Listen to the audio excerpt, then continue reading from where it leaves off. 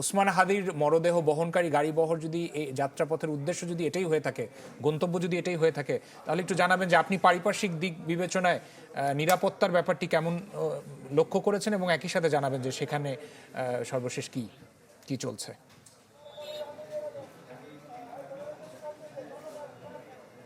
আর রাশেদ, একটু বলে রাখি যে যেহেতু এই হাসপাতালের হিমাগারে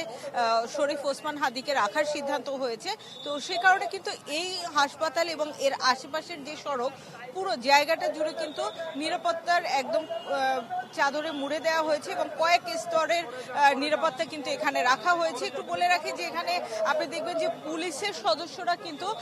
তারা এই যে মূল যে ফটক, সেই ফটকের সামনে এখানে আছে, অর্থাৎ জাতীয় হৃদরোগ ইনস্টিটিউট ও হাসপাতালের মূল ফটকে, এবং এর আশেপাশের যে ট্রাফিক ব্যবস্থাপনা সেটি কিন্তু ইতিমধ্যে পুলিশ নিয়ন্ত্রণে নিয়েছে। এবং ভেতরে আমরা দেখেছি যে কয়েক গাড়ি সেনা সদস্য তারা কিন্তু ভেতরে আছেন এবং এসএসএফ এর সদস্যরাও আছেন, তারাও এই জায়গাটি তাদের মতো করে নিরাপত্তার চাদরে মুড়ে দিয়েছেন। এবং একই সঙ্গে যারা এই হাসপাতালের সাধারণ যারা চিকিৎসা নিচ্ছেন, সেই যারা চিকিৎসা নিচ্ছেন সেই রোগী এবং যারা রোগীর স্বজন আছে, তাদেরকে কিন্তু শুধু তাদেরকেই ভেতরে অনুমতি সাপেক্ষে দেয়া হচ্ছে বা ঢুকতে বা বের হতে দেয়া হচ্ছে। তবে একটি সাইড করে দেওয়া হয়েছে, সেই সাইড দিয়েই কেবল তারা বের হতে পারছেন বা আসতে পারছেন। এবং ভেতর থেকে অন্যান্য সব গাড়ি কিন্তু সরিয়ে দেওয়া হয়েছে নিরাপত্তার কারণে। এবং যারা আমরা গণমাধ্যমে শামীমা, আপনার কাছে আমরা আসবো। আমরা একটু সুলতান মাহমুদ আরিফের কাছে যাচ্ছি। সুলতান মাহমুদ আরিফ এক্সপ্রেসওয়েতে আছেন এবং আমরা স্ক্রিনে একটি লাশবাহী ফ্রিজিং গাড়ি দেখতে পাচ্ছি, খুব সম্ভবত সেটি ওসমান হাদিকে বহনকারী গাড়ি। আরিফ, আপনি কি একটু নিশ্চিত করবেন আমাদেরকে? এই গাড়িবহর আগারগা এখন অতিক্রম করছে বলে আমরা জানতে পারলাম কিছুক্ষণ আগে। নিশ্চয়ই আরিফ নিশ্চিত করবেন। খুব কাছাকাছি চলে আসছি এবং যে লাশবাহী গাড়িটি দেখতে পাচ্ছেন, এখানেই মূলত ওসমান হাদির যে মরদেহ সেটি সোহরাওয়ার্দী মেডিকেলের দিকে নিয়ে যাওয়া হচ্ছে। আমরা একেবারে চ্যানেল 24-এর মাধ্যমে ওসমান হাদিকে যে সোহরাওয়ার্দী মেডিকেলে যে নিয়ে যাওয়ার যে দৃশ্যটি আমরা সেটি দেখানোর চেষ্টা করছি। এবং দেখতে পাচ্ছেন যে লাশবাহী গাড়িটি আমরা ইতিমধ্যে ন্যাশনাল ইনস্টিটিউট অফ কিডনি যে হসপিটালটি রয়েছে এখানে এসে পৌঁছিয়েছে এবং ঠিক অল্প কিছুক্ষণের মধ্যেই এটি সোহরাওয়ার্দী মেডিকেলে যেটি বলা যায় যে প্রবেশ করবে। এখন বর্তমানে শেরেবাংলা নগরে রয়েছে। আমরা সরাসরি সেই লাশবাহী যে গাড়িটি সোহরাওয়ার্দী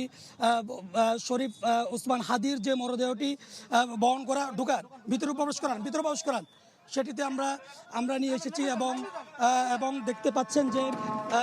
পাচ্ছেন যে কিছুক্ষণের মধ্যেই যে মরদেহটি ভিতরে প্রবেশ করানো হয়েছে জাতীয় হৃদরোগ ইনস্টিটিউটের ভিতরেই। আমরা ঠিক যে অ্যাম্বুলেন্সটাকে ফলো করে আমরা একেবারে জাতীয় হৃদরোগ ইনস্টিটিউটের এখানে এসে প্রবেশ করেছি এবং এখানকার যে নিরাপত্তার যে ব্যবস্থা, সেই ব্যবস্থার কারণে আমরা হসপিটালের ভিতরে কোনো গণমাধ্যম কর্মীদেরকে প্রবেশ করতে দিচ্ছেন না। তবে এখানকার সবশেষ দৃশ্য যেটি বলি সেটি ইতিমধ্যে ইনকিলাব মঞ্চের মুখপাত্র যে শরীফ ওসমান হাদি, তাকে জাতীয় হৃদরোগ ইনস্টিটিউট ও হাসপাতালের ইতিমধ্যে আনা হয়েছে এবং আমরা যতটুকু জানতে পেরেছি আগামীকালকেই তাকে ঢাকা বিশ্ববিদ্যালয়ে নেওয়া হবে। এই পর্যায়ে আমরা আমাদের আরেকজন সিনিয়র রিপোর্টার শামীমা সুলতানা, তিনি এখানকার অন্য একটি প্রান্তে রয়েছে। আমরা একটু তার কাছে জানতে চাইবো যে আপনি যে পাঁচটিতে রয়েছেন ওই পাঁচটিতে ঠিক আপনি কি দেখছেন একটু জানাবেন শামীমা।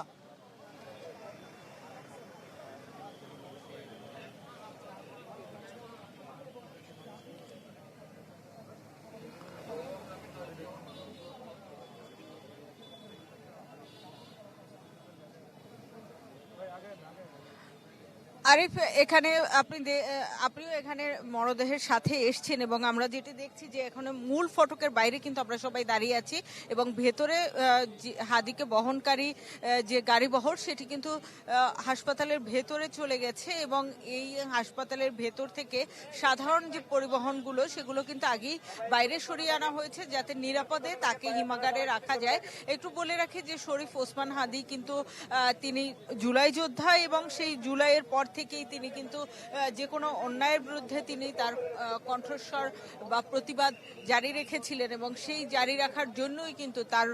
ভক্তের সংখ্যা, অনুরাগীর সংখ্যা, শুভানুধ্যায়ী যাই বলেন সেটির সংখ্যা কিন্তু অনেক বেশি এবং তারা সবাই কিন্তু আমরা দেখেছি যে এই তাকে যে যখন সিদ্ধান্ত পরিবর্তন করে এখানে আনার সিদ্ধান্ত হয়েছে সাথে সাথে কিন্তু তারাও এখানে চলে এসেছেন এবং অনেকেই চাচ্ছেন একটা বার তাকে দেখার জন্য, এক নজর তাকে দেখার জন্য, কিন্তু সেই সুযোগ থাকছে না, সেটি সরকারের পক্ষ থেকে আগেই জানিয়ে দেওয়া হয়েছে। তারপরেও কিন্তু মানুষজন এসেছেন, তার প্রতি যে মানুষের ভালোবাসা, যে অনুরাগ, সেটার বহিঃপ্রকাশ হিসেবেই কিন্তু মানুষজন এখানে এসছেন, কিন্তু আসলে তারা সুযোগ পাচ্ছেন না। তারপরও তাদের সেই ভালো লাগার জায়গাটার জন্য কিন্তু তারা এখানে আছেন। এবং একটি বিষয় বলে রাখি যে তাকে যে ভেতরে নেওয়া হয়েছে আজকে, এখানেই তাকে রাখা হবে, এই জাতীয় হৃদরোগ ইনস্টিটিউট ও হাসপাতালের হিমাগারে তাকে রাখা হবে এবং আগামীকালকে কিন্তু তার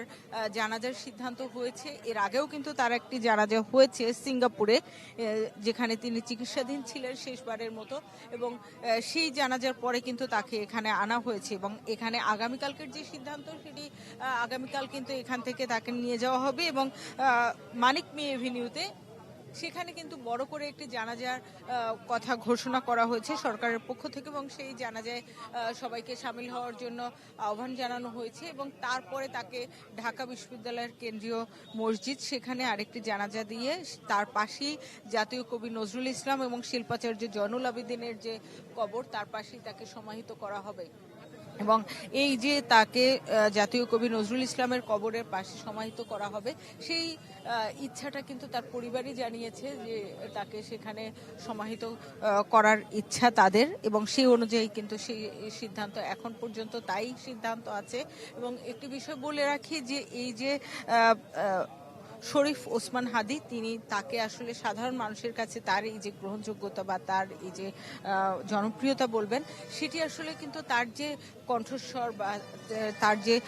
তাকে বলা হয় যে তিনি বাংলাদেশপন্থী, তিনি যেহেতু মানে বাংলাদেশের রাজনীতির ক্ষেত্রে বিভিন্ন ধরনের কথা আছে যে কেউ পাকিস্তানপন্থী, কেউ ভারতপন্থী, কিন্তু তাকে বলা হয় বাংলাদেশপন্থী এবং সেই কারণেই কিন্তু তার প্রতি মানুষের এই ভালো লাগার পরিমাণটা অনেক বেশি এবং